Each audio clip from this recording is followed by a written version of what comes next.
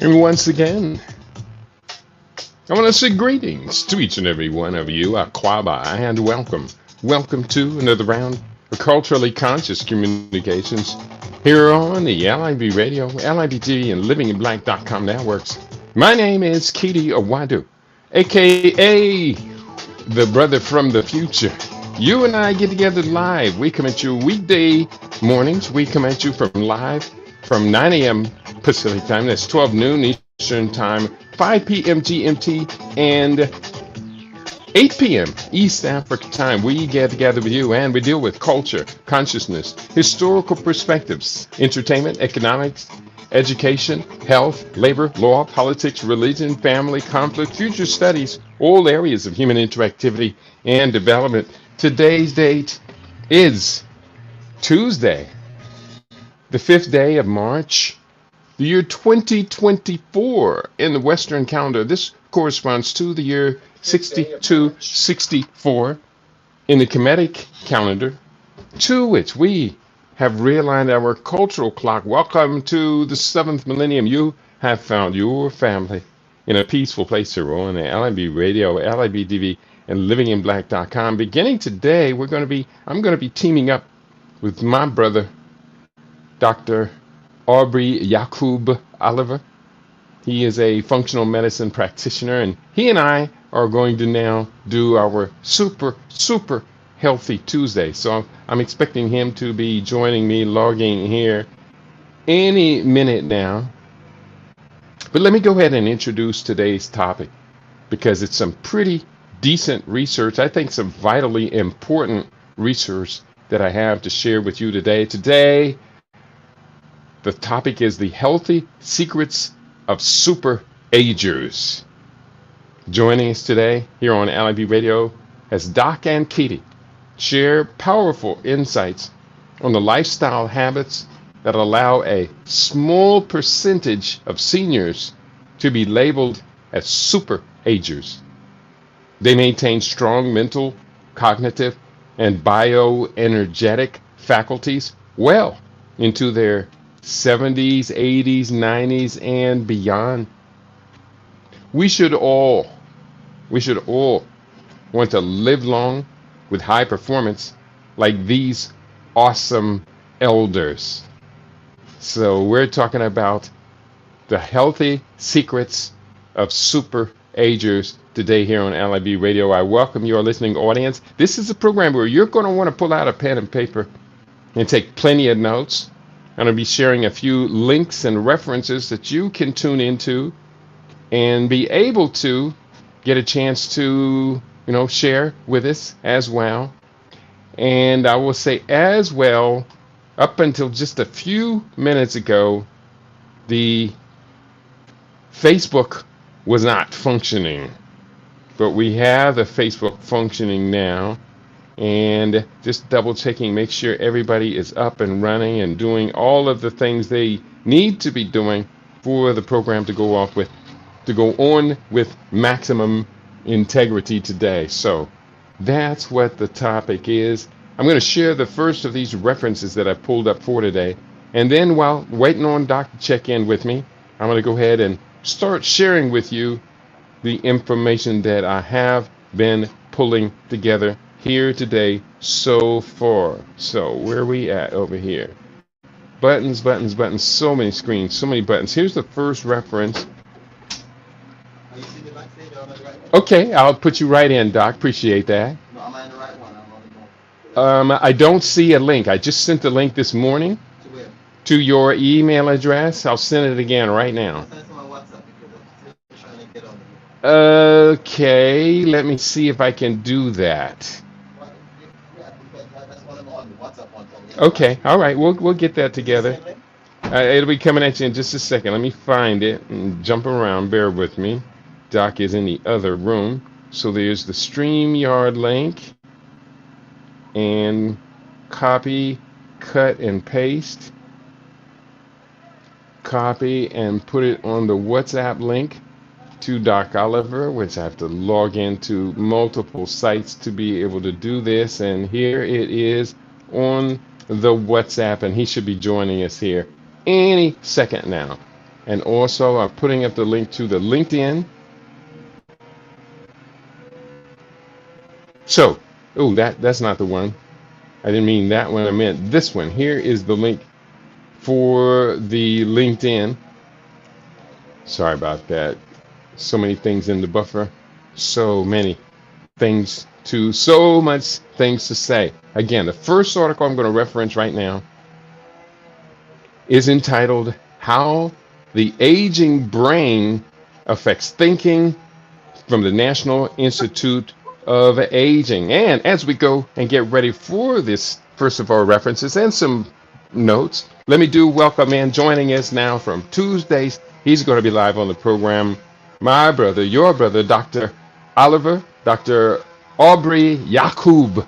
Oliver's in the Yes, house. brothers and Aquaba, sisters. brother I'm here. Yacub.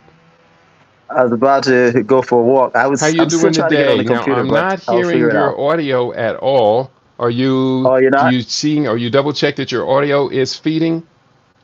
Remember the last time you had to check yours? I think it was on yours. Mine is on. Let me double check. What is going on? So many things, so many buttons to push. Sometimes we get them all right, and sometimes we don't. Let me hear you one more time. One time, 1 2 1 2. In Check fact, let check. me double check my audio settings, make sure they're working. Headset. Okay, wait. That was my fault. Now I have you up now. Brother Doctor, Okay. welcome to the program today. Brother Yacub, Thank you. Thank you. you sound great. I was getting ready to go do my walk, Okay, but we'll get it together. so I'm Well, on now. why do you do your morning exercise, your morning walk? Why do you do that? Is this one of your secrets for super Well, ager? I don't get to do it all the time, but when I thought I had some extra time, I said I was going to do it. Then I saw you passing by and I was like, "Oh, the show." So I guess I didn't have that extra time today. Yeah. All right. Well, But I'll do some. we're I'll do some in the getting sun. into I new mean, habits. it's very sunny here in Las Vegas, as you can tell. Mm-hmm. So I'll go out and do And some. that's one But of the the reason things for that the we can extra do. walking, it actually burns up, the bad calories. It's a way to detox the body. Exactly.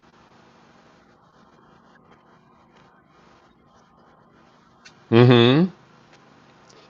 So These are among the many things I have on this list, and I think I sent you the research documents of what people do yes, to yes. extend their healthy lifespan and to make sure that not only an extended healthy lifespan, but today's topic, super agers, these people well into their 80s and even 90s maintain superior mental and cognitive functioning. Your thoughts on super agers? it is an amazing thing. Been working with my lab in the UK. It's called Healthy, the Health Factory, and we're doing minerals, a variety of minerals, nano minerals, and the most important ones for helping the body, the cognitive tissues. And it is amazing to see when you look at the areas that are mineral rich in their intake daily, like Okinawa, Japan, um, how they function into their 90s, into their hundreds, centurion, and they're contributing that to this coral area that is minerally rich.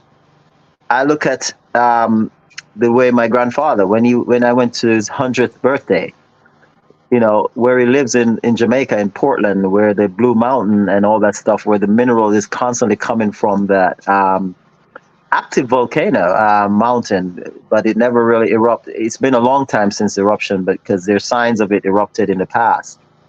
And the soil is like minerally rich, and my grandfather would eat from that daily, and without any effort, made it to 100. He just live, enjoy his life and eating from a mineral rich source. So yeah, when you look at the blue zones, which is what we'll probably look at today, as far as what makes these humans, I mean, these people tend to live longer, but yet do everything that, they eat everything basically, then you can see that it has to do with cognitive issues. I mean, cognitive strength, good health cognitively, and most of that is from mineral-rich foods. Mm-hmm. Yeah, environment undeniably plays a lot on it. I pulled together a lot of research, and let me just share with you one paragraph. This is again from the National Institutes of Health, so this is peer review literature. It's entitled The Secrets of Cognitive Superagers. Some people in their 80s, 90s, and beyond defy the common assumption that cognitive decline goes hand in hand with aging. These people, called cognitive superagers, have memory performance comparable to people 20 to 30 years younger. National Institutes of Health supports research, or National Institutes of Alzheimer's here, supports research to study cognitive superagers, including the resilience and resistance to Alzheimer's disease in centenarians and offspring study, which was conducted at Boston University Medical Campus, and the other study to uncover pathways to exceptional cognitive resilience in aging at Northwestern University, that is in Chicago. So research is ongoing to understand what sets these people apart to help others to prevent or even reverse age-related cognitive decline. So you talk about the geographical locations where these people are located. It's not only just their diet, lifestyle habits, but also, as you say, indigenous minerals to be found in the, say, sea vegetables or in the soil are a Right. contributor In the toward this coral process. reef, yes. Hmm. And that's Mm-hmm. a lot to do with amino acid. You know, amino acid is not amino acid. Sorry. Yeah, well, amino acid has a lot to do with aging properly, but most importantly, polyphenols that you find in what we call the omegas, the omega oils. So you have, fish oil, Mm-hmm. you have olive oil, you have a variety of very important oils that helps keep the body lubricated, keeps everything functioning properly. And so, yes, the omega-3, most importantly, that you can get from there's a what you call a nutraceutical that I'm working with patients, and it's called phytoplankton, and it has from algae those single cell plants that are found in water. Um, they have a high content, but you have to know how to draw that omega-3 out of it. But you get the omega-3, you get the good proteins. It has the highest quantity of protein in these algae, like spirulina and those kinds. And those all contributed to cognitive development and bring you into real advanced ages. So aging. So I'm working with that with some of my patients. As a matter of fact, this week I'll be getting to use some of those nutrients with a patient in similar situation. And the goal is to get her to that super centurion cognitive health where it's just where her memory, everything is doing well.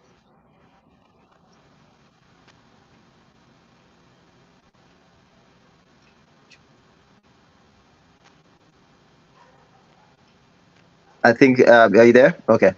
All right. Now I'm having a little bit of a problem. I'm having a little bit of a problem with the um, internet right now. It appears to be kind of clogged and it's Yeah, stuttering a little bit. We'll do the best it's we can to freezing. work through that. It's If anybody freezing. on the listening audience, yeah, we do notice it freezing. Tell you what, I do have, and I want to share a brief video. Hopefully, we'll all be able to hear the video on this Okay. very topic as it appears in recent news, talking about the presence of these super agers. So Bear with me here. We're going to share a tab. This is a video called Secrets of SuperAgers, How to Keep Minds Young as We Age. This is going to last just a little over 2 minutes. Older And let me people, unmute as you age, and let's well, hear you always talk what they about have being to say. sharp, and some are sharper than ever. Or are they just lucky? Or do we know something that others don't? What? Well, Dr. Frank McGeorge is here to share what new research is revealing about how to keep our brains young long into our golden years. Researchers call them superagers, people in their 80s or beyond who still have the cognitive function of someone decades younger. Although it's normal for brain power to decline as we age, it's not inevitable. Here are 4 secrets of the superagers. Elevation. For 84-year-old David Albertson and 83-year-old Alan Woods, age is nothing but a number. Don't think about my age. Both may be considered superagers, with brain function comparable to an average middle-aged adult. A study from Northwestern University found superagers lose brain volume at a slower pace than aging does, putting superagers at a lower risk for dementia. So what are superagers doing to keep their minds young? I think that's important to stay active. Physical activity is key, especially if it helps you maintain a healthy weight. The risk for developing Alzheimer's disease triples for individuals with a body mass index over 30, but it's also important to stay mentally active. David does crossword puzzles every day to keep his mind sharp. I've been doing it for over 50 years. Probably 60 years. Reading books on unfamiliar topic or taking a class can challenge your brain too. Research finds superagers also tend to be social butterflies with a strong circle of family and friends. And superagers also tend to indulge in a glass of alcohol. The Northwestern study found moderate drinkers were 23% less likely to develop Alzheimer's is moderation. Drinking more than the recommended amount can actually increase your risk for Alzheimer's. It's just common sense. You've just got to keep moving. Got to keep your mind sharp, and if you have family and friends, you're in great shape. Now, obviously, genetics do play a role in how your brain ages, but numerous studies have found these factors, along with eating a healthy diet, can have a positive impact. Now, you'll notice there are also steps that help boost your physical health as well. I'm Dr. Frank McGeorge. Good health, Local 4. All right, Doc. Okay, we are back again. Let me just remove that video from the stage and mute that in the background. Brother Doc, you can hear me? Yes, I could hear you. I was trying to go on my research. I think Okay. I didn't see the stuff on the phone. You go ahead and let me see the StreamYard. I see that was from last week. Okay, we're in March. All right, my brother. So I see what Okay. We're I going to remember. make.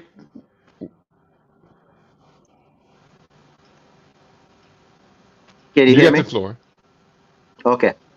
So I Yeah, I remember can hear what you. they're saying there in that video about, the crossword puzzles and so forth. I remember that being a very important factor when you're holding down a cognitive functionality that is just super going into your as you age. I remember I was working with a acting teacher when I was in college in New York. I was probably in my early 20s, and this lady, Stella Goldberg or whatever, she's famous for training actors throughout decades. When I was doing class with her, she was about 98 years old at the time, and she was sharp as a twit. And you're talking, this lady, I've worked with Humphrey Bogart, and those guys coming up to where I got a chance to work with her for a brief time. And one of the things she tells me she does is she reads her newspaper and do the crossword puzzles daily. She reads, so that is, and that from that time, this got to be like 30, almost 40 years ago when I was working with this lady. You can tell my age with that one. That she put that in my head. As you get older, stick with those crossword puzzles, stick with those reading those newspaper. That's giving your brain aerobics. It's called brain aerobics. in her book. So I see where they were talking about that with some of the elderlies in the video. So that's very important. Okay. All right. Again, we're having these issues. Yeah, What's causing your we're having site to these freeze? issues with the internet. Appears. I think it's just overloaded. Maybe too many computers simultaneously on the All right, let network me turn here. off my computer. I'll do. And I think Dr. Steph is on hers. Let me see something. I think if we It should be able to handle all of these, but I'm gonna downsize but you over know what here it a is? It little could bit be too and the see time of if we can day. The time close. of day. So I'm going to disconnect. Yeah, it is undeniably the time of day as So I just maximum number of disconnect people my computer. will be on their computers. And if you can close any, okay, Yeah, I just dynamite. disconnect mine. We are continuing. Oh, and also what might be contributing to it this morning, woke up, Facebook and Instagram were offline for at least a couple of hours just before we went on the air. I did see that Facebook came right back up, but there's a good likelihood that there is some sort of a larger cyber event happening Going across on, the United yes. States right now. And I think you're fine now. I think I turn off mine and my computer.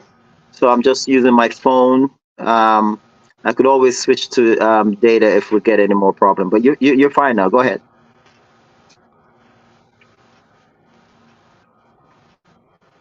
Well, you did freeze a little bit there.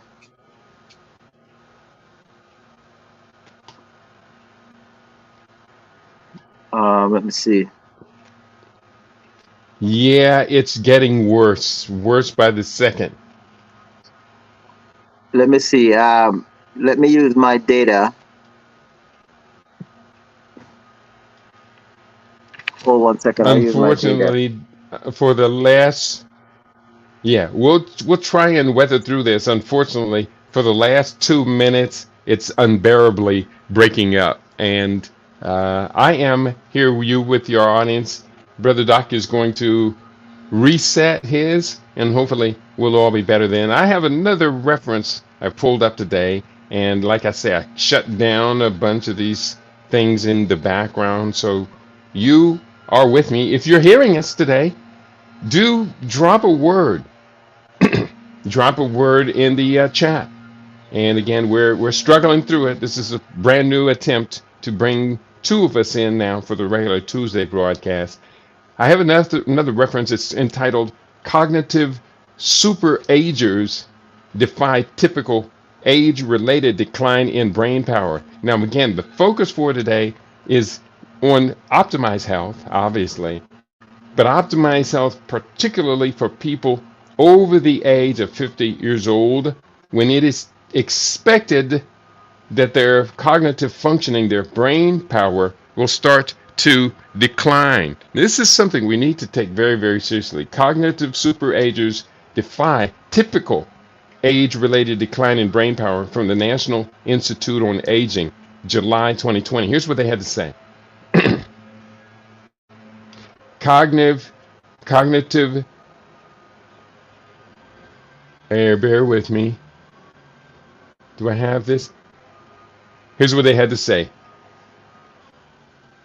Although it's normal for brain power to decline as people age, it's not inevitable. Studies show some people remain cognitively sharp into their 80s, 90s, and beyond, defying the common assumption that cognitive decline is a natural part of aging. These lucky few, called cognitive superagers, perform demonstrably better on memory tests, such as remembering past events or recalling a list of words compared with other adults their age. The National Institute of Aging supported researchers are exploring the factors that set these people apart so that the knowledge can be used to help others prevent or reverse age-related cognitive decline. And that is really our intention for the conversation today, is helping people to come up with strategies, tactics, programs, and wellness habits that prevent or reverse these early stages of cognitive decline. We got you back up, Doc. You sound good. Yeah, I was trying to see if I could go on my regular data from the AT&T and just get off the internet, since so many people use the internet. But I think we're fine now. You're flowing, right? I think you sound great. Yeah, I Okay, hear you great. just fine. Okay, sorry about that. Okay, so So basically, again, yeah, our strategy, mm-hmm. yeah. Go ahead about the strategy, because I know one of the things that looking at the Mediterranean, what they eat, like Sardinia. Sardinia is because I got to go to the Mediterranean for the first time last year. I was down in Cyprus, but I stopped in Mm-hmm. couple of the Greek islands.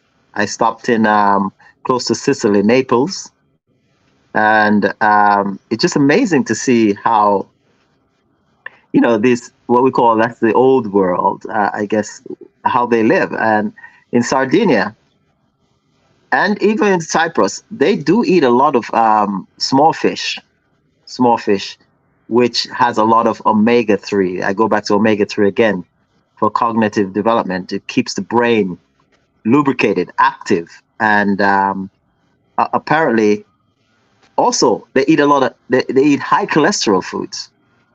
That's different from high calories. People mix up high cholesterol and high calories. And cholesterol is mainly developed through your liver. So even your bad cholesterol, the LDL and the HDL, those are, dictate by the liver production through bile and other things that the liver function does. But what I notice is that they do counter those LDL with a high dose of olive oil. There's olive oil everywhere in that place. It's like a reason. It's a reason to eat. Like when they eat their food, is a reason to take in olive oil. Because when you think about it, they put olive oil in everything. Raw, they cook with it. And so that in itself has a lot to do with their longevity. So along with the olive oil and the small, like in Sardinia, from what I understand, some community, all they can afford is sardines. I don't know if that's why they call it Sardinia. Maybe it has a connection to that. But that's anchovy and all those things. These people eat, and anchovy and those things, which is all sardines related, are very popular. So you have some people eating that 3 times a day. 3 times a day. So, and I remember when I was growing up in Jamaica, the people the elders that were like fit and, they'd always have their sardine sandwiches, it's very common in Jamaica, sardines, and it's that small fish. And then, growing up along the coastline where my mother, God rest her eternal soul, was with my grandfather, God rest his eternal soul, as a fisherman. They used to sell a lot of small fish to the community, and that community on that side of Blue Mountain in St. Thomas has a lot of centurions, in their 90s and going into their hundreds. And yes, we see a decline now in Jamaica because the diet has gotten so poor. So many people want to do fast food and high carbs and high, just waste processed. I mean, it's amazing when I go into the supermarket now and see people, trolleys are full with just processed stuff, packaged stuff, food that are packaged. They're so dangerous to our health and more so to our longevity. And I feel like they said Alzheimer's is type 3 diabetes. And it makes sense because the patients that I've worked with, they do have a lot of, they're either diabetic or they're on the borderline, or they have, serious insulin resistant issues. And what I find is that, I get to realize firsthand that Alzheimer's is sugar on the brain, too much sugar on the brain. Yes, we have been looking closely at Alzheimer's here on this program for a number of years. And of the many different associations with Alzheimer's, which of course includes heavy metal toxicity as well. In fact, one study I did, I listed 14 factors associated with increased risk of Alzheimer's that have been feeding this epidemic of Alzheimer's we've been seeing in recent decades. But one of those 14 factors, some researchers have been calling Alzheimer's diabetes type 3. So instead of a juvenile diabetes or childhood diabetes, adult onset diabetes mellitus type 2, some are calling Alzheimer's diabetes type 3. So I do agree with you that the rising rate of hyperglycemia, too much sugar in the diet, too much refined carbohydrates in the diet are definitely feeding these other pathologies. One more pathology that recently I've done a bit of research and show the documentation on is that the significant increase in chronic kidney disease and end-stage renal failure, which is kidney failure requiring dialysis or transplant. One of the key triggers for that of recent decades since the early 1990s has been a 47% impact of diabetes at feeding this new epidemic of progressive kidney failure. Your thoughts about that? You have insights on that you want to share? Yes, definitely. Again, doing my research over the last 20 years in Jamaica, I've seen that in a prevalent way because we do eat a lot of processed food. And as you know, in the last 20 years, the grains that we use in these processed food have now become contaminated with what you call genetically modified substance, which is a lot of cases they figure a way to get the pesticide into the food itself, so that the pests, that's why it's called pesticide. The pest and the insects that would normally eat the corn or eat the wheat and so forth are now in the food. And so these insects and animals, whatever, they're not eating these things. They're coming out pristine. When you see corn these days, you don't see the wormholes anymore.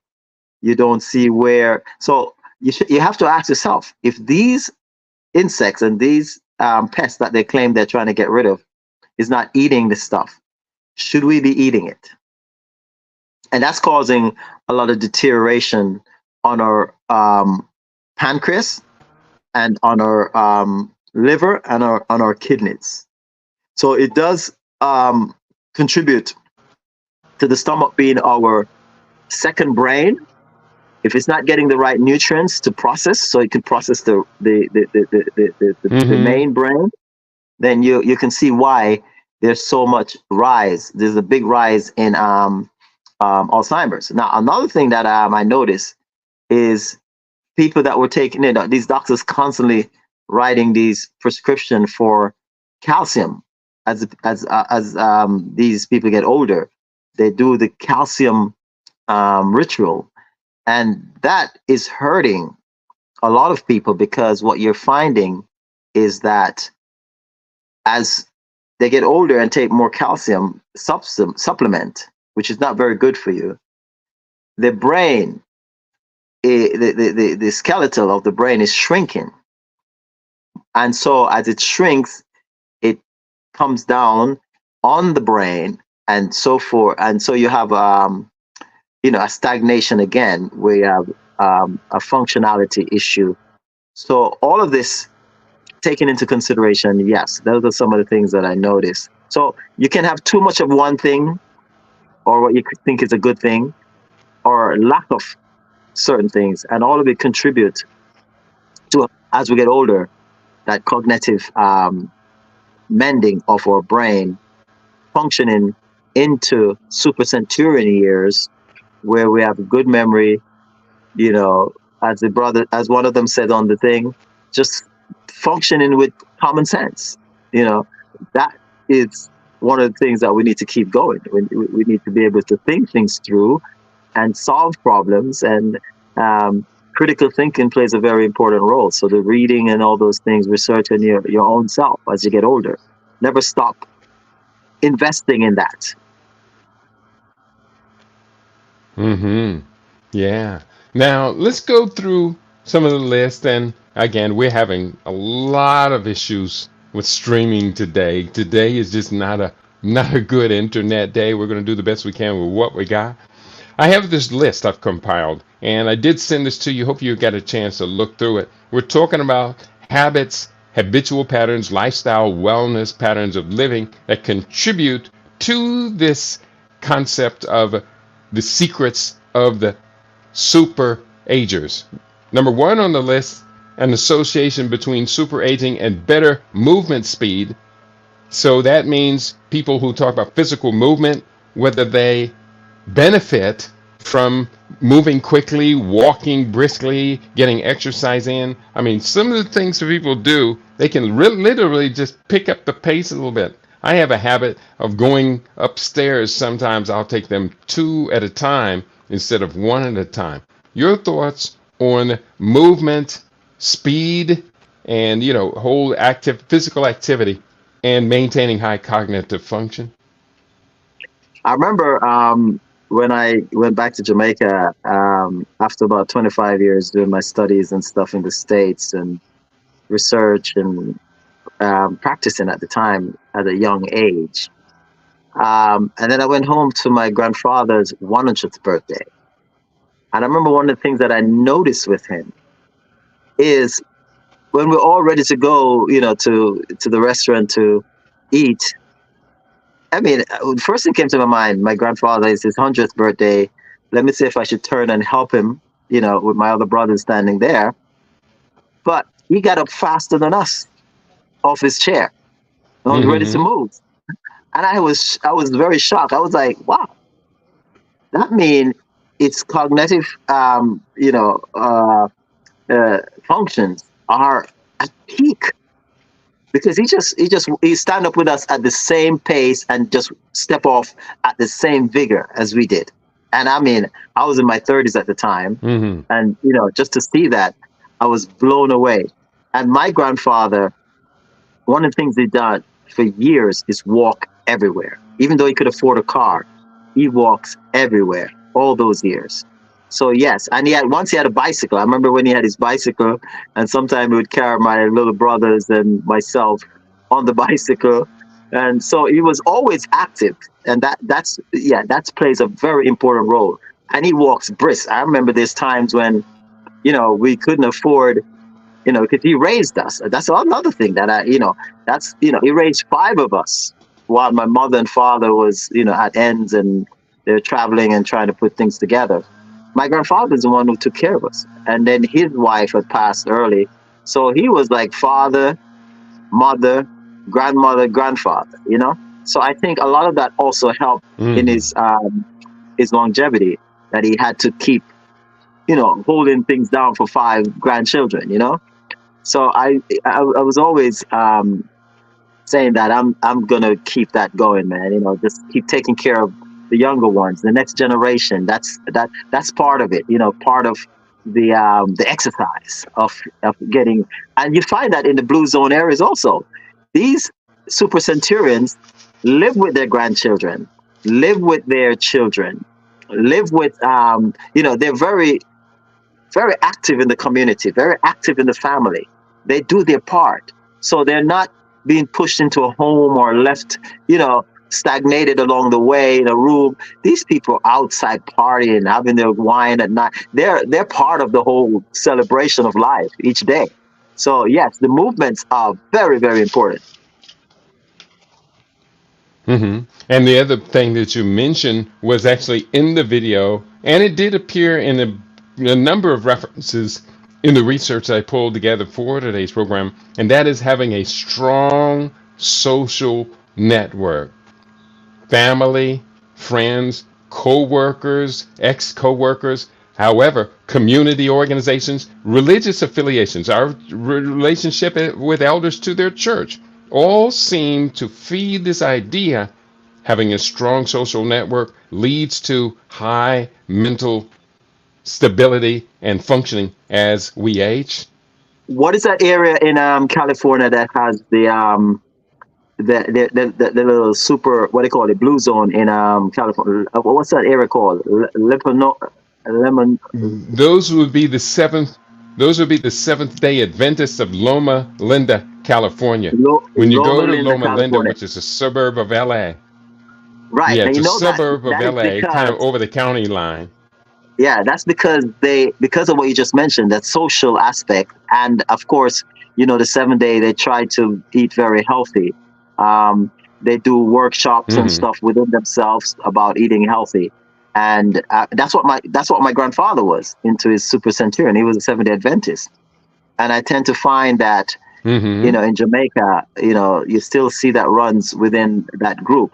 But the reason why I bring that up is because the social aspect of the church, they're very close knit. And I remember as a child going to the 7 day Adventist with my grandfather. You know, every Saturday, everybody gets together and they share food and break bread together. You know, it was a beautiful time. And that's what I look forward to when I go. You know, I never liked the long, drawn out speeches of the minister, but when it was time to take a break and try everybody else's food, that was that was one of my favorite things to do. You know, experience started as a you know, I'm talking about 5, 6 years old. You know, when, you know, 4 or 5, yeah, early, you know. So this was, of course, as I get to the United States, migrated in my early teens, I break away from religion. I was like, wow, there's no religion to worry about here, you know. But of course, there was a lot, but I mean, I just never got involved. But one of the things in the research that I was looking at, the top four cause for longevity, or contributor for longevity in this research, had nothing to do with exercise or food. It was about what we just talked about, the social aspect of things. I think number 4 was a strong family connection, um, with friends and family connection. I think number 3 had to do with, you know, your relationship, having that strong partner. Number 2 was your relationship to that spiritual supreme being, creator, mother of all, father of all, whatever you want to call it. But you're having that connection spiritually. And I think number 1, which was very surprising. What do you think number 1 was? I'm curious to see what you think. I don't know. The three that you mentioned all seem to be fitting kind of this social network. Of course, the spiritual connection, religious affiliation could be the connection to the supreme, that spirituality, or it could be also that we share spirituality with churches. But I'm curious, what did appear as number 1 on that? Number 1 was how we deal with strangers on a daily basis. How we deal with strangers. Interesting. Now, Now, I this interpret particular that study as you're citing, can you are you familiar with the source where someone might be able to find that research?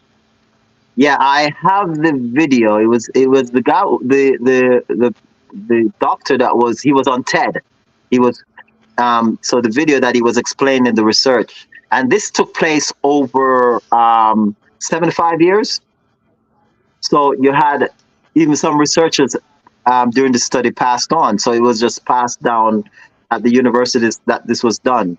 So, but I interpret that from how you deal with strangers, because do you notice a lot of times, I mean, even when I'm in London these days, I notice when I'm walking down the street sometimes, and you try to get eye contact to, you know, your brothers and stuff, and you find that a lot of them are now in this little world. They're cocooned in this little world.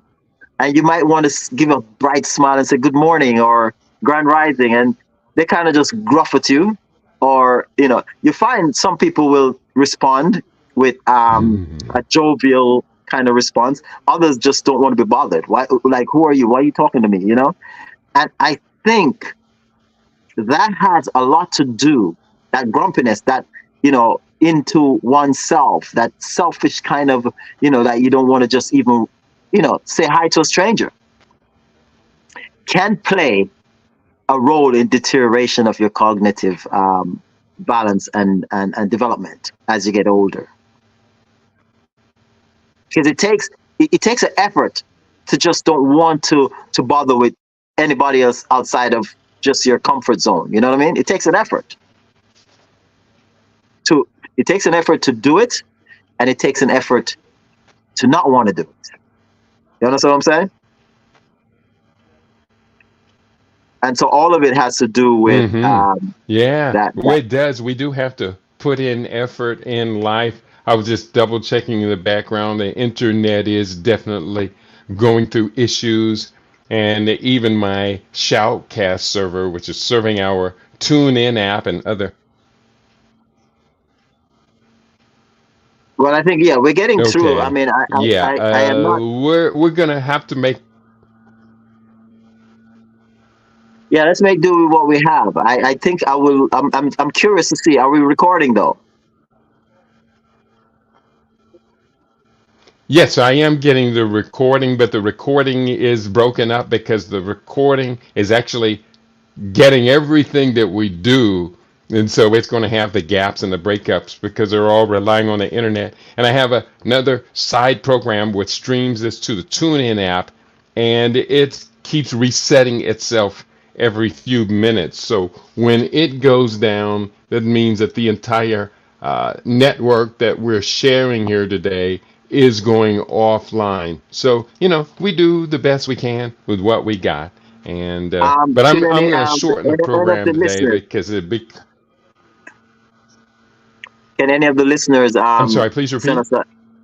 Can any of the listeners send us just ask them to send us a comment on what they're getting on their side? Well, I did see a note from Basuranda. She said, "Yes, I am hearing you clearly." And hopefully she's not the only one. We do have a sizable listening audience, and we'll just do the best we can. As long as they're hearing us clearly, let's get going. Let's get going. Rick, they're hearing us. That's a good thing. Okay. One of the things that has come up on really every point of reference searching for this idea of SuperAgers is the idea of physical exercise. Here's one point that was made in the research I pulled together for today, and it's very interesting because I think it leads to a larger point. Physical exercise may improve cognition or prevent dementia. The potential mechanisms for this include indirect effects on certain modifiable risk factors. Example given: cardiovascular fitness, obesity, insulin resistance, hypertension, dyslipidemia, which is an imbalance in our cholesterols, and direct effects on the brain, such as increased cerebral blood flow and expression of brain-derived neurotropic factor, BDNF, which is a key component of memory and learning. And this BDNF impacts the hippocampus, the center of memory and learning in the brain. And what we find is a high-fat, high-sugar diet, which is your typical Western diet or standard American diet, negatively impacts the function of BDNF, brain-derived neurotropic factor, on the brain, thereby affecting memory and performance. Memory and the hippocampus, the center of memory and learning. Yes, that's very true. When you think about of the three, I remember there's another video I looked at about some 10, 15 years ago. And I remember, there was a chair with different types of food sitting on it. So you had, I guess, packaged fast food. You have other things like some vegetables and some stuff.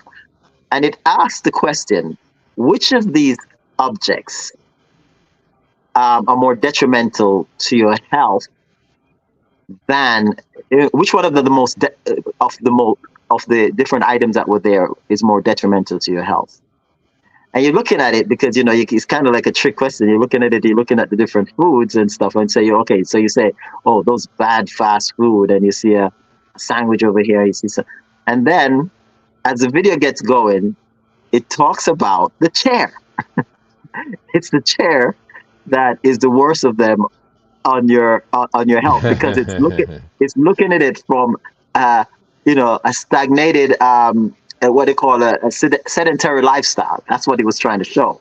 A sedentary lifestyle is worse on your health and your aging and your cognitive as you get older than any bad diet that there is. That's what the article was basically focusing on. And I find that to be very true with a lot of my patients. If they're couch potatoes and they're not moving much, they don't get up much, they only get up to go get something out of the refrigerator. They drive to work or drive to everywhere they're going. They basically, and then, with the obesity and stuff, some of them can't help it. They do have these little chairs that they ride around in. All of that is going to cause your cognitive function to deteriorate. So it does take effort, again, to get up and try to move and exercise, and but you just have some people that they're set. As long as they're feeling a little pain, you're not going to get them to get out and exercise. Which I find that when I'm in pain is when I really want to go and do something, because I want to get to the bottom of the pain, So I don't sit around with it and then try to get medication to deal with it, because again, the medication have other issues of breaking down your cognitive health. Yeah, good points that you make. The secrets of SuperAgers is our topic for today. We'd love to hear from you, our listening audience. You can type in the chat. We are chatting from LinkedIn, from rumble.com, and you can also type in the chat on you.com. Ooh, I got to relaunch that. When the internet went down, everything that was connected threw itself off, and so I have to just throw it all right back on one more time. We're going to go once again to share the screen on you now, so that you are sharing also the video broadcast with Doc Yacub and myself today. So we have you back up. Love to hear what is on your mind today. So in putting this research together. Today you're engineer and host and everything. I see that. That's good. You have to be efficient in your engineering. I've been doing that I have been doing that for 22 years. In my previous office, we streamed at a couple of more websites. Right now we're using, on a good day, You Now will be live. We'll be live on rumble.com. I got thrown out of YouTube, even though another little YouTube page that I sometimes use in the background, not a whole lot. We are streaming on Facebook Live, streaming on LinkedIn Live, as well as the TuneIn app, and it itself links to a bunch of other places. Why were we thrown out of YouTube? I mean, YouTube should be, about a good freedom of speech. What did they say you say that was not right? The reason I got thrown out of YouTube is because I wrote a book called Panic: What the Coronavirus Tells Us About the State of the World. In that book, I listed 173 references, the majority of them from the peer-reviewed scientific community, that showed the weaknesses in this theory, this hypothesis of the coronavirus. We were not allowed to say the word coronavirus 19, or COVID-19, not allowed to say it for 2 years unless you fed the company line, the mainstream line. when a significant body of evidence started coming out that linked the injections, what others call vaccines, I merely call them jabs or injections, that linked them to these high rates people were seeing of sudden cardiac arrest and death. Then they kind of loosened up a little bit, but they actually, when they threw me out, it was all related to talking about COVID. And in most of the cases, I was referring to peer review scientific research, but YouTube, Google, Alphabet would not tolerate that. So they closed my account and about 2,000 videos disappeared. You are kidding me. They could do that. No. They've done it to a lot of people, very powerful people. Joseph Mercola was one of the first powerful YouTube broadcasters to say, hey, I quit.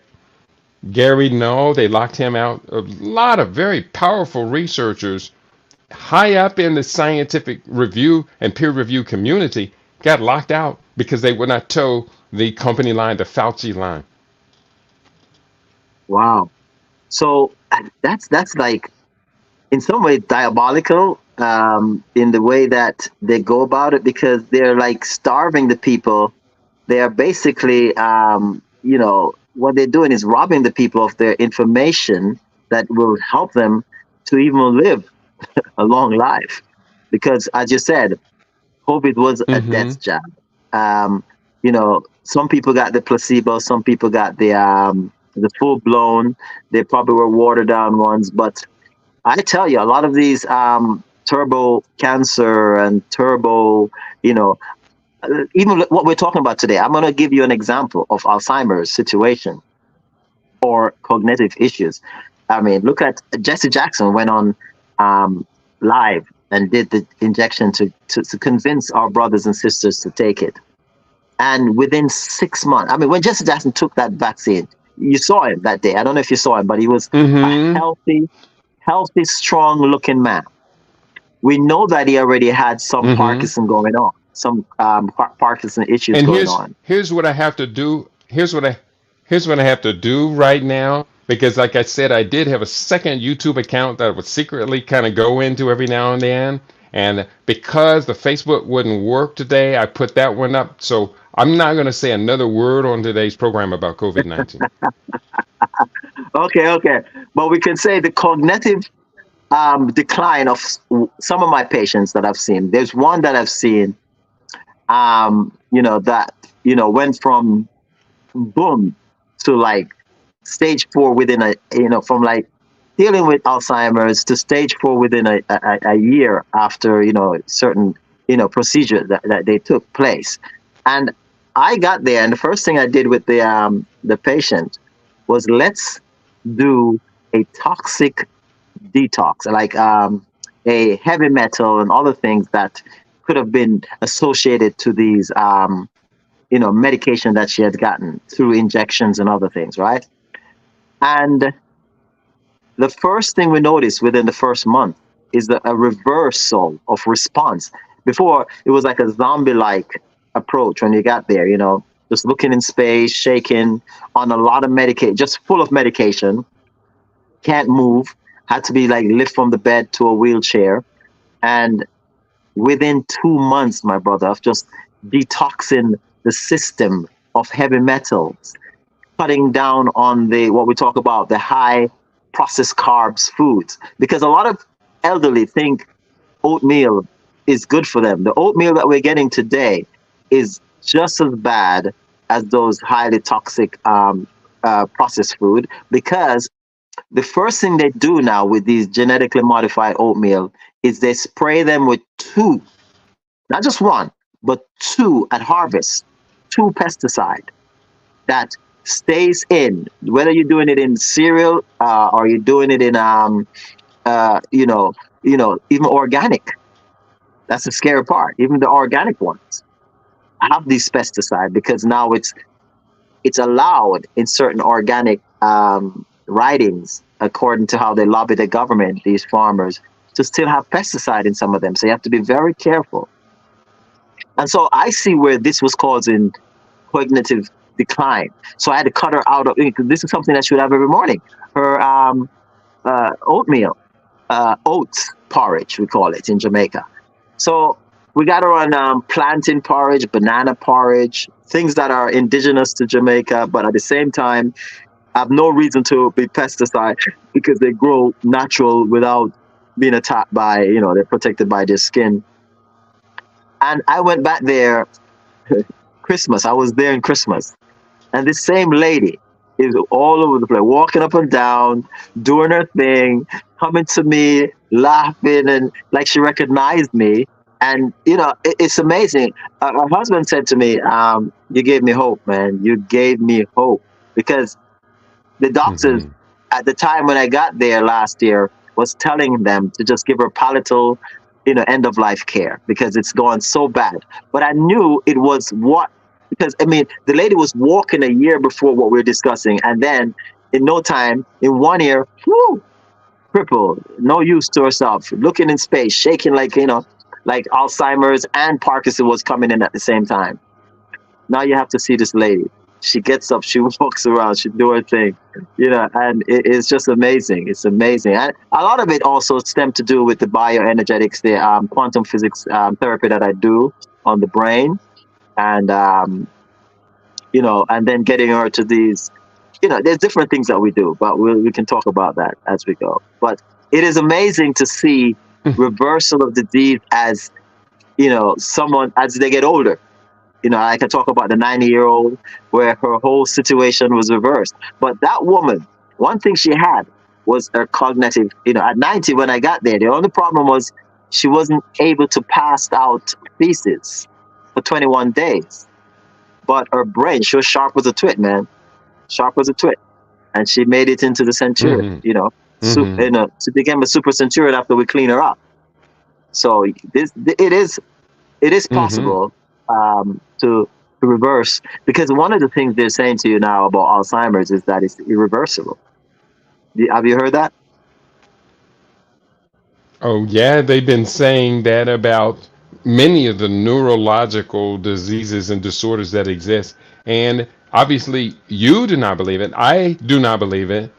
Yet then again, with a case of Alzheimer's, whenever I'm dealing with someone and they have a friend or associate, a loved one, parent dealing with that, I say, you gotta be aggressive with your therapy.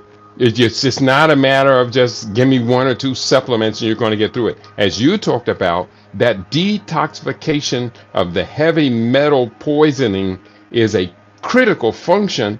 And quite simply, when we inform the public about the critical need for chelation therapy, this detoxing of these heavy metals, the overwhelming majority of people just are not motivated to go through the process. I know. And it's, I have simple ways of getting it done. And it's not like, say, you just have to be consistent, as you said. You can't just do it 1 or 2 times.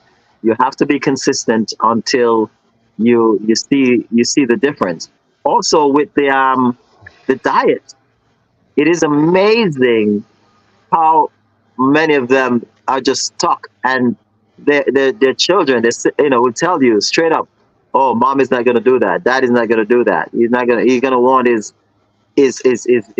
slice of bread, toasted bread in the morning, and he's going to need this and he's going to need that. And I'm like, does he want to live, or he's just more concerned about getting his toast? You know what I mean? Or does he want to live? I do know what you mean. Does he want to live healthy? I had a case like that in London. 2 cases. They came to me about the same time. About I think this would be the 3rd year. It was about this time in 2021. They came to me, and they basically, are you hearing that noise in the background? They came to me and No, you sound fine. Okay. They came to me and they talk about one case was in Northern Ireland. The other case was right there in London. So I got to see the one in London physically. The one in Northern Ireland I had to do virtually, remember. And so I'm treating both of them simultaneously, but The one in London, the big mistake was she did not want to change her West Indian, I would say she's from Guyana, so or Guyanese diet, which includes a lot of carbs, bread, and those kind of things. She was like, there gotta be some compromise, and because she love her bread, she love her this, she love her that. So I said, okay, let's find you some grains that maybe, like spelt or, millet or some sourdough rye or, she did jump on the rye, but, at her stage, they both have this almost the same malady, the same situation. And I watched where the one in London went off, refused to do the other one. The one in Northern Ireland was constantly in touch with me, saying they're doing this and they're doing that. They're doing what I instructed, not seeing me physically. Mm-hmm. About a year and a half later, I finally met the one in Northern Ireland. And the other one that just refused to really make that effort that we talk about and make those changes, we buried her last summer. Summer went by.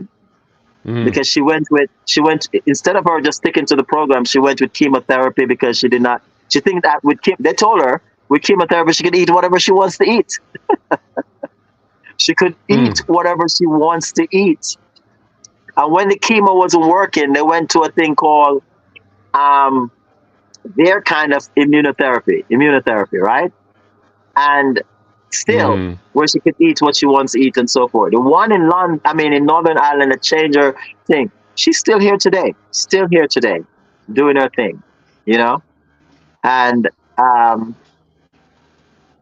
so basically, I see the difference in my research, with my patients, because I don't practice, I do research.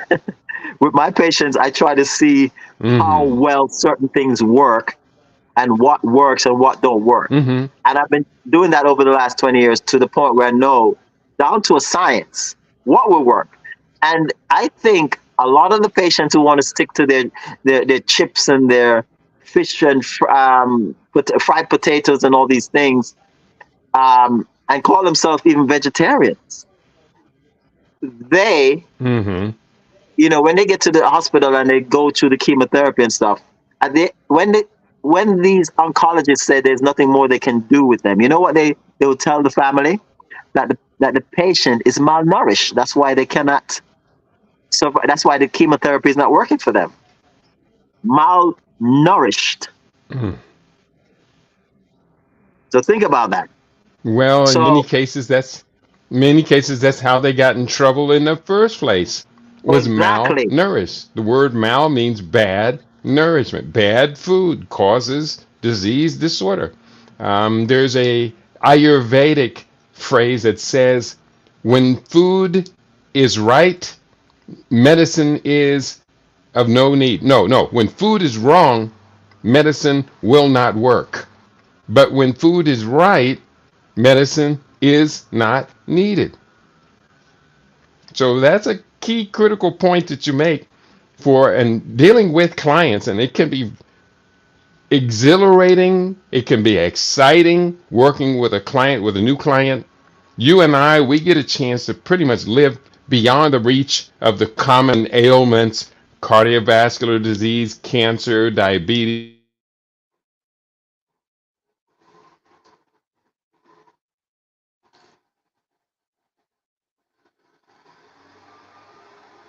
hypertension.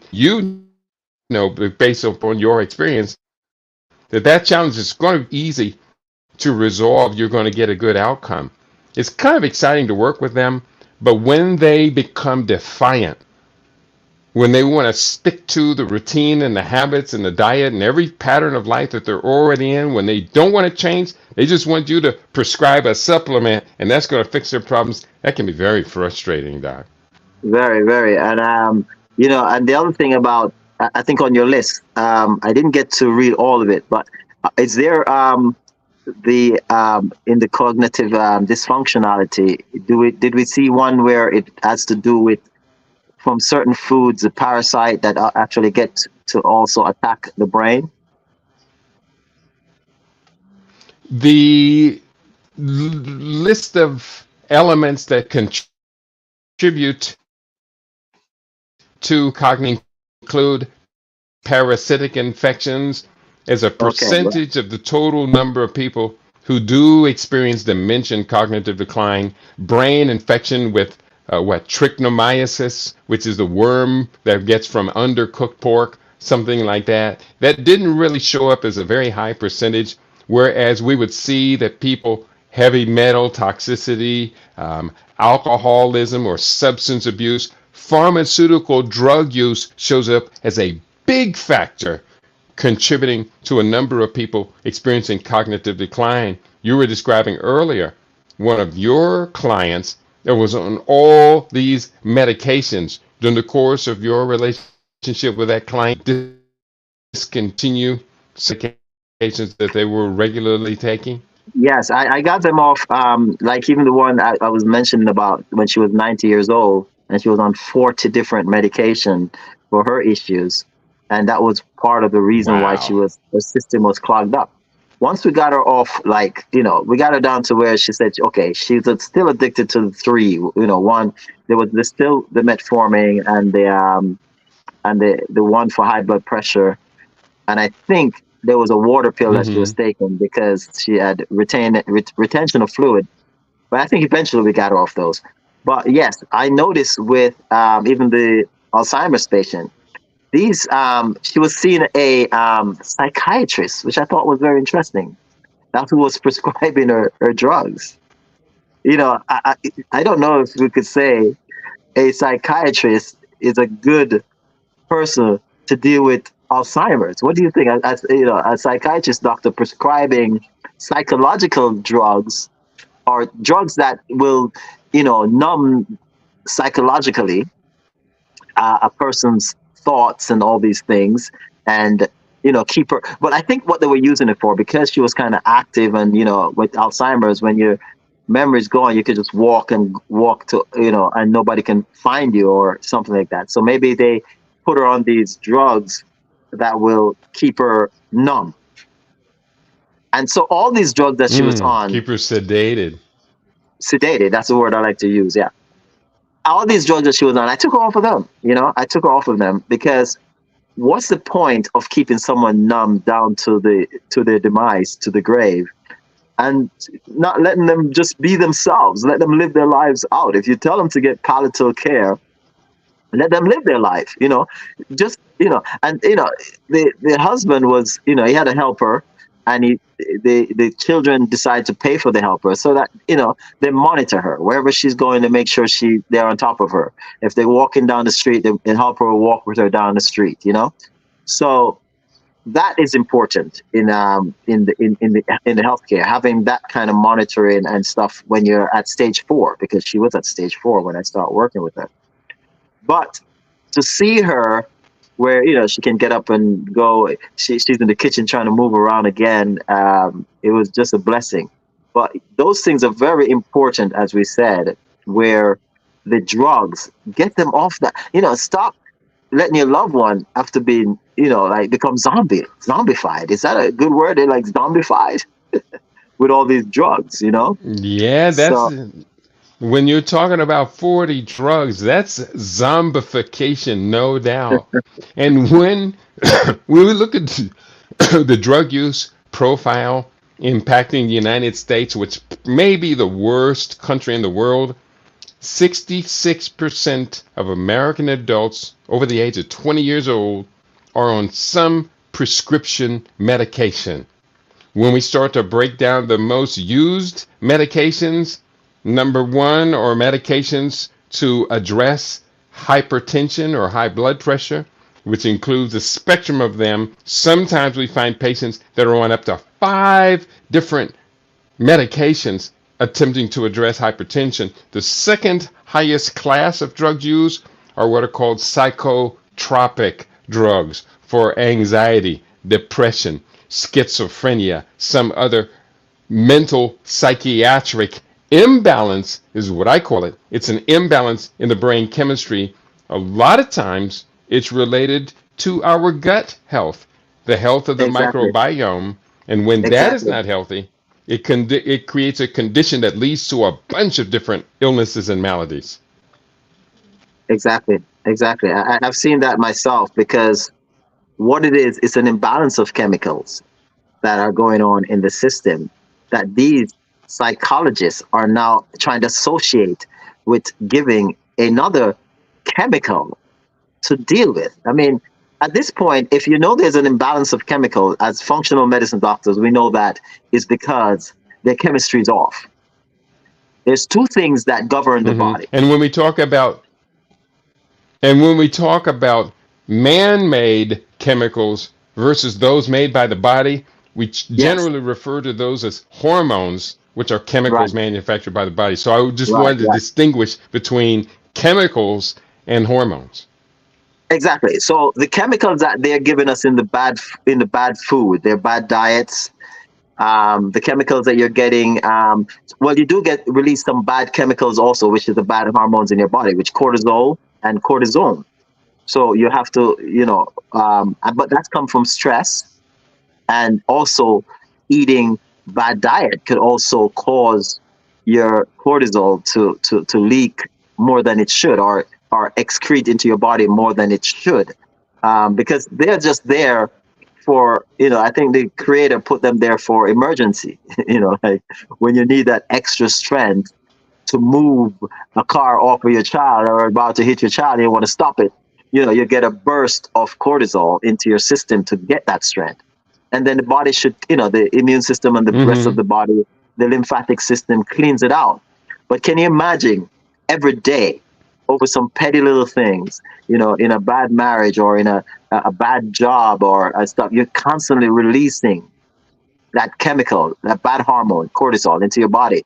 For men, it goes to the prostate area. For women, it goes to the uterus. So that's another. And then also it affects the brain if there's too much of this. But we're talking about chemicals from what they put in these food. These chemicals that, when you're reading the ingredients and you wonder what is the purpose of these chemicals, those chemicals cause this imbalance in neurological,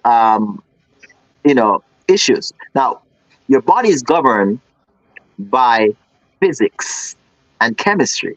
Chemistry being the hormones, as you said, and physics being the energy of the cells, the ATP of the cells, the mitochondria being functioning at peak based on how it's being fed, what it's being fed, right? So if you get that balance off between the good chemicals, the good hormones, the right hormones, from the different glands that we have that, secrete these hormones into our body, and the food that brings them out, then we'll have good functionality between good chemicals and physics as a whole. That's why one of my therapy has to do with quantum physics. It has to.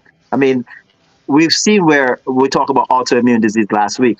Over 100 years ago, we saw where lupus and those kind of autoimmune disease was dealt with by magnets, that kind of energy, that kind of stuff would, there was a doctor did some research, I think it was Swedish, over 100 years ago. When the pharmaceutical company hear about it, and the guy, at that time he won the Nobel Prize of Medicine. I forgot his name. I think one time you mentioned him to me. If it was you, we talk about it on one of our interviews. But he went out and he used that kind of physics on the patient, because, as I said, the body is governed. What governs the body is our neurological system. But the right chemicals does help our neurological system to function right, or the right energy helps our neurological. So we need chemistry and physics to make the neurological system that governs the body works and function at its best. So, in my research with my patients, I find that dealing with the physics of their system, of the cells, remember we go back to the 5 trillion cells, each of them as complex as the AMG Mercedes-Benz. Each of those 5 trillion cells has to be addressed through the right hormone distribution, and the right, nutrients. Of course, the nutrients bring these, give these cells the energy, and the energy of the sun. That's why it's there from the beginning of time and not stop rising and going down. The sun. So we, in quantum physics, that's all we're doing is basically simulating and getting the best energy that if the sun wasn't in the situation it is now, or the atmosphere with all this other stuff going on outside there, with all these things, then we would be in a better position to say, like back in the old days, maybe Kemet, going back to Egypt, where the elders used to be in the sun. They used to spend a lot of time in the sun until even their cognitive and their health issues that they're dealing with would heal. I remember hearing a story where they would wheel them out in these makeshift chairs back in those days in Africa, leave them in the sun in the morning, go back and wheel them back in.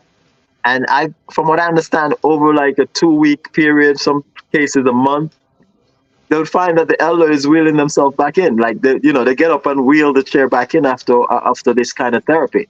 So the energy therapy is very important for overall wellness. And how do we get this energy? A lot of it is from the sun. But if we can't get it from the sun, we have the technology there now. You have these, right now they're going to be, I'm seeing where hospitals are going to be all about energy. When you go in the bed that you lay on, the bed can detect what's going on inside of you and use certain type of energy to get to those areas of disease, areas of malady, areas of sickness. And I think that's what this, the pharmaceutical company have missed from Rockefeller got involved, is the fact that there's no one size fit all in individuals. But one thing we know is that every cell needs energy. Yeah. And when the cells are able to generate that energy, that creates a system that feeds all of the body cells. I know you've mentioned several times 5 trillion cells that make up the human body. I think you're off by a decimal point. I'm pretty sure it's 50 trillion cells make up the average human body. For some people who are bigger, fat cells are actually cells. There's 40 trillion other microbiomes and other things that are going on in your system, especially your gut health. So I think if you add them together, you get that. Well, and that would that would double 100 trillion. And we'll double check these facts. So we'll make sure by next week everybody knows we're on the same page here. There's 100 trillion cells that make up the complex microbiome, including not only the gut bacteria, but you find that these friendly bacteria, as well as some of unfriendly pathogens such as viruses and parasites, are in this mix too. But our immune system keeps those in check. They inhabit that inhabits not just the gut, but it also in the moist areas. Right, the mucosa, yes. Mm-hmm. And as you said, they will be in our nasal passages, under the arms, in the groin area as well. We're going to find these microbes. Most of the time, they're going to be working on our behalf, especially if our diet and nutrition and hygiene supports the health and vitality of the microbiome. And isn't that what it's about? I see researchers are saying that we are not really eating for ourselves. We're eating for what's going on in our microbiotic system. What going on in that gut of ours? Do we have too much bad microbiomes, or do we have enough good microbiomes that is controlling the system? So it's some research show that what you gravitate towards eating is what the gut, that second brain, is telling you to get to eat. What is there? What's dominating that environment of your gut health?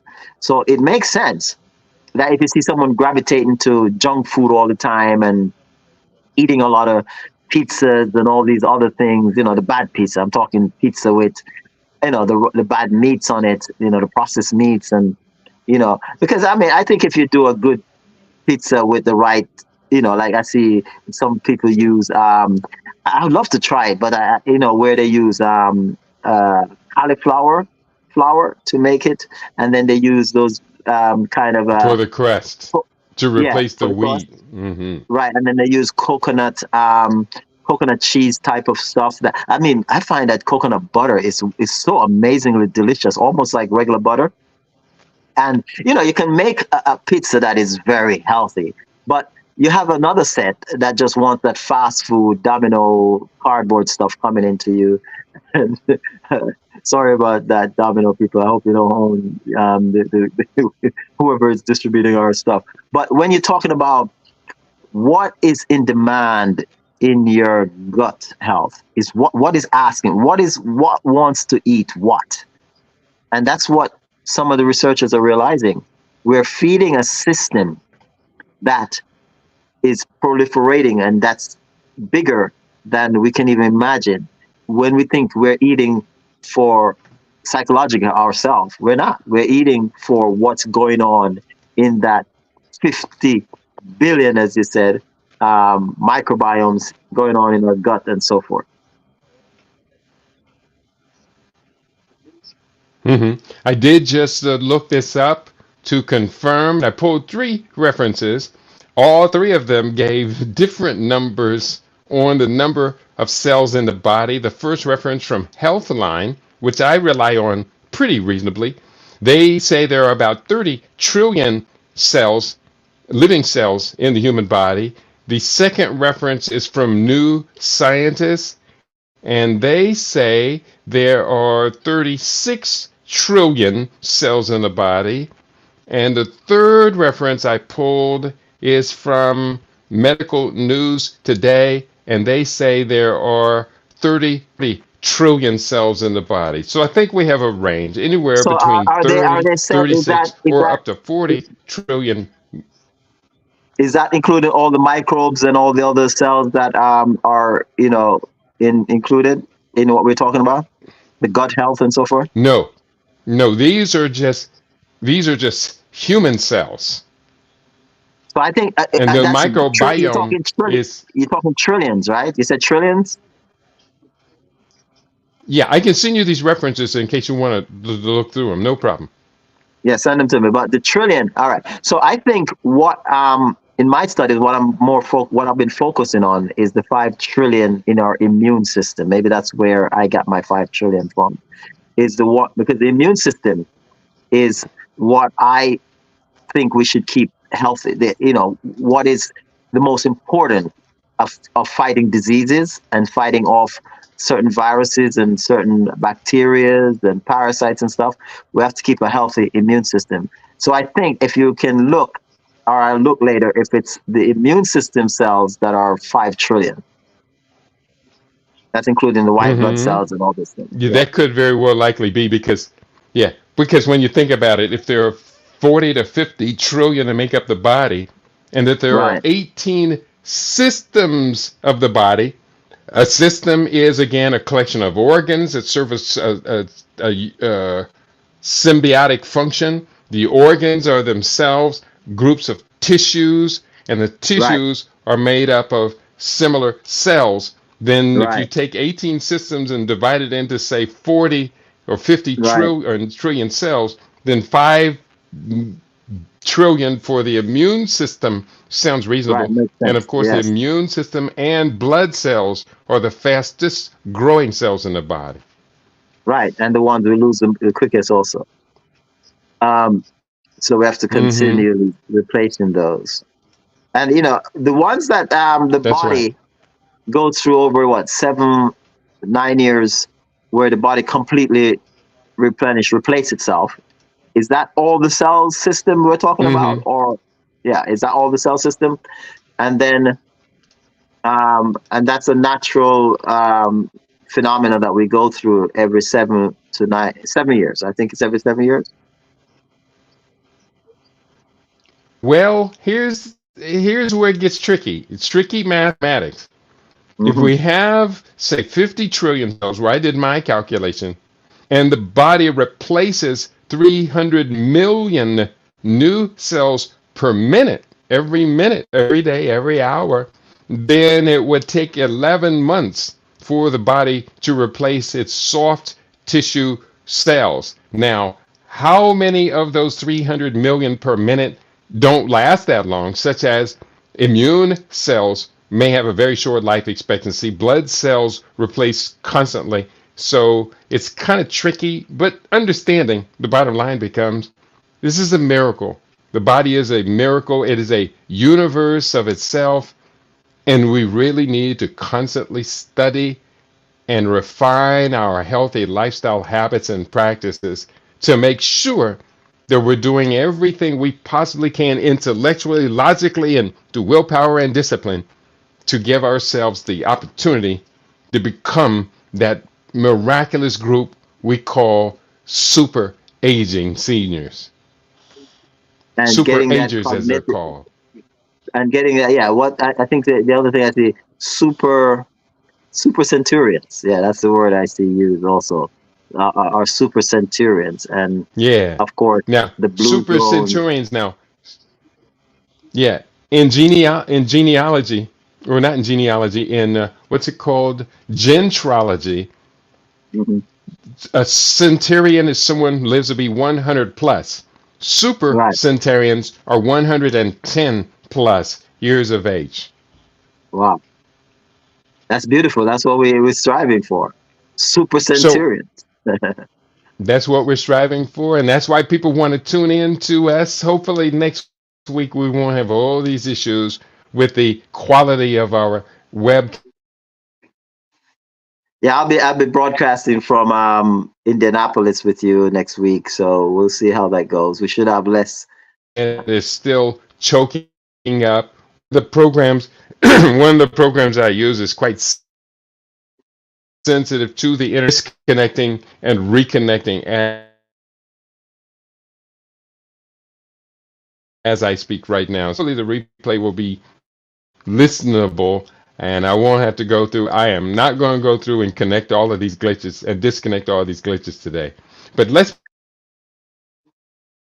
words or instruction, calls to action that you want to Okay. share with our listeners today. And Yeah. as I'm As I asking said, them that very question, the internet is throwing Doc off. well, I'm And here. let's I'm just give him a actually seeing second. myself. Okay, we have you back up, Doc. Any Yeah, final I'm here. thoughts? Calls to So action? I was saying next week maybe we'll have less stagnation with the system because I'll be broadcasting from Indianapolis, and it's what we call it, webcasting from Indianapolis, Mm-hmm. and I'm gonna listen to this and see if we can play it this weekend on our Friday Galaxy out of London show. But as I said, it's a miracle. Our system, the functionality of our bodies, aging gracefully, aging without pain and aches. And I mean, you're going to feel some pain, but the pain that you feel is like, it's like alive, a living pain. You feel good with certain, especially when you do certain exercise. So with that in tow, what I want to leave with is that we should keep our mind clear of and purposeful, because it all starts in our thoughts, a lot of these things that we're dealing with. And our thoughts are very important in the whole cognitive health thing. If you're constantly putting certain burdensome thoughts on your mind, worrying about even just about your surroundings sometimes, if your surrounding is very complicated and stressful and stuff, sometimes you have to take that mind and go into a simple book reading or a vision meditation of visioning where you want to be physically, spiritually, and mentally. And so it takes those efforts. It's the hardest work to use your mind to heal itself, to advance itself yourself. It's the hardest work to do because we're so distracted so easily with what's going on around us that we don't even realize that we miss that awesome tool of mental capacity to give us what we want, give us the things that we want, which is good health, number one, which is our wealth. And you have good health, you can create wealth. You know what I mean? And also number three is just being physically in tune with yourself, with your surrounding, with your environment, and with the social aspect of the people that we have around us. So we keep those things in perspective, and you can get to that what super aging and eventually super centurion. Just make sure you understand your mind, keeping your mind, body, and soul balance. Very important.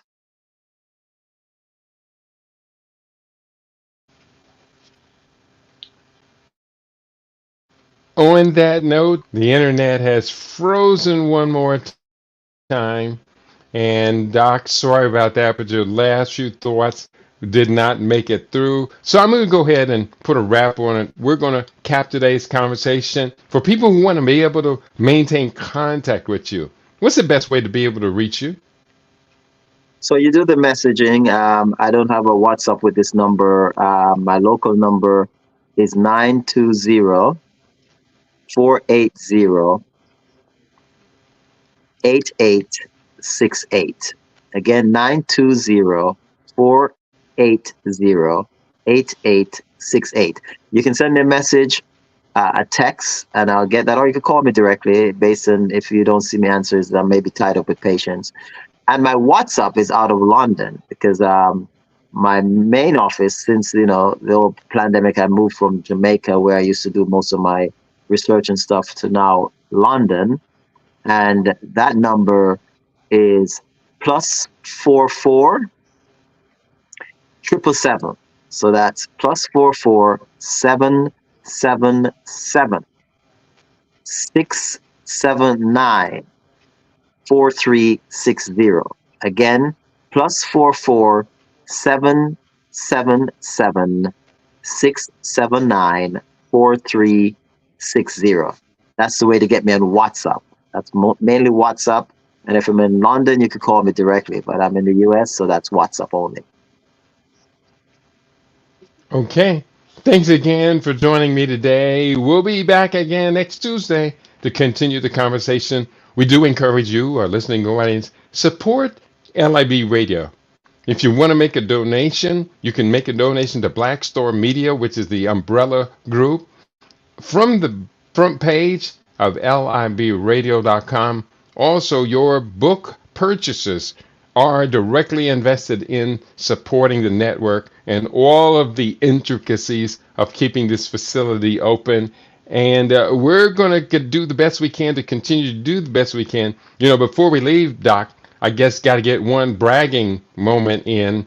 Today, I am continuing my quest. I was recovering from vertigo, and I had to stop my push-ups for maybe about a little over a week. I just stopped them completely, and then I had to start back again from scratch. Scratch is 100 push-ups in a session.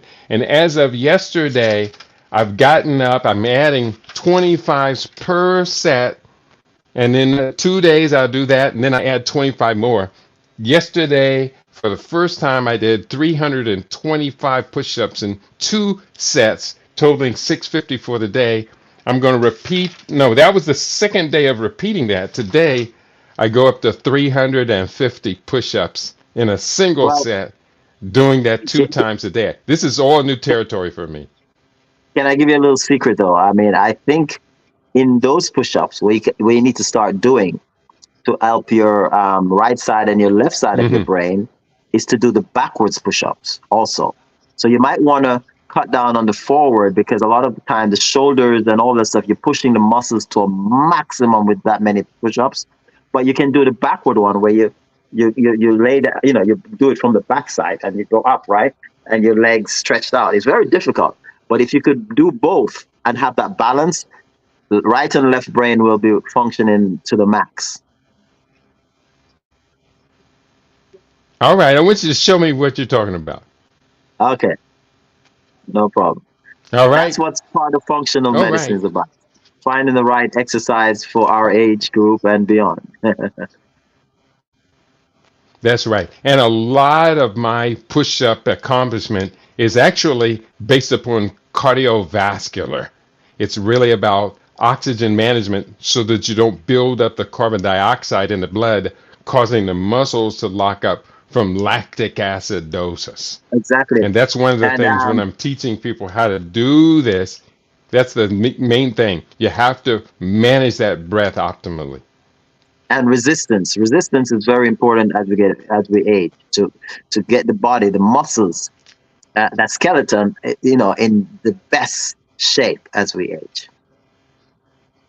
All right. There we Thank go, you. people. Let's continue.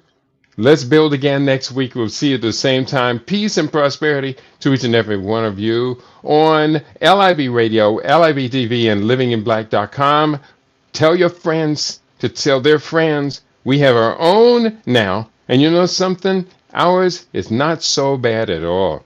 So we do the best we can with what we've got, always striving to get more so that we can do even better in the future as we allocate that. So today's topic, the secrets of becoming a super ager. And I think we pretty much knocked all of that out. Let me play some bumper music and give you a little book tour as we go out from the show for today. Peace and prosperity to each and every one of you. On your favorites, we aim to be your favorite LIBRadio, LIBTV, and livinginblack.com. And tune in again this evening from 6 p.m. on the West Coast. It's 9 p.m. for our East Coast listeners as we will return with our evening broadcast talking about even more subjects critically necessary for our cultural integrity.